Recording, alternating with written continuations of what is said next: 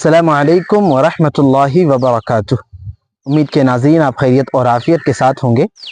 آج خطبہ جمعہ کی مناسبت سے مجھے گھر سے 60-70 کلومیٹر کے فاصلے پر آنا تھا، تو میں نے سوچا کہ فجر کی نماز پڑھ کے گھر سے نکل جاتے ہیں، اور تاکہ جا کر مسجد ہی میں آرام کر لیں اور اس کے بعد سکون اور اطمینان کے ساتھ خطبہ جمعہ دے کر وہاں سے روانہ ہوں۔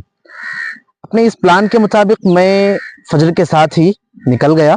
تقریباً 10 کلومیٹر کا فاصلہ ہم نے طے کیا ہوگا ابھی، کہ ایک جگہ پر غالباً کوئی کمپنی تھی، اور چورستے سے اس کمپنی کا جو فاصلہ تھا وہ 1 سے 1.5 کلومیٹر بمشکل رہا ہوگا۔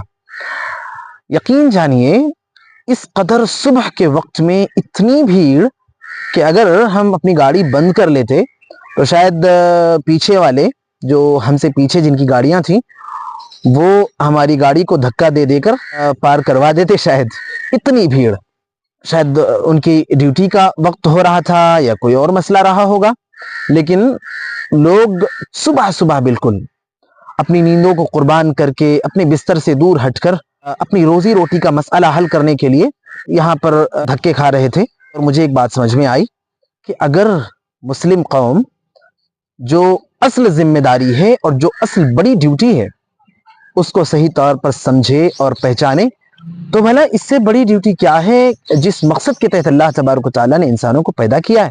وَمَا خَلَقْتُ الْجِنَّ وَالْإِنسَ إِلَّا لِيَعْبُدُونَ۔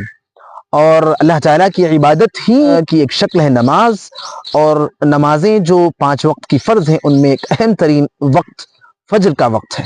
فجر کی نماز نہ پڑھنے والوں کے لیے اللہ کے نبی صلی اللہ علیہ وسلم نے ان کے منافق ہونے کی گواہی دی ہے۔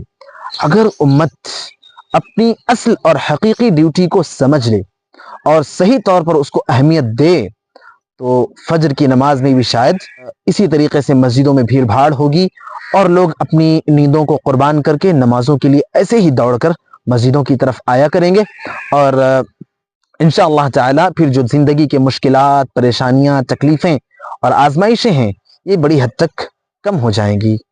اگر میری بات اچھی لگی ہو، سمجھ میں آئی ہو، تو آگے بھی فارورڈ کیجئے، اور میرے چینل مشن آف صفا کو سبسکرائب کر لیجئے تاکہ میں جب بھی کوئی ویڈیو اپلوڈ کروں تو سب سے پہلے آپ تک پہنچے۔ اللہ تعالی ہم سب کو کہنے اور سننے سے زیادہ عمل کی توفیق دے۔ السلام علیکم ورحمۃ اللہ وبرکاتہ۔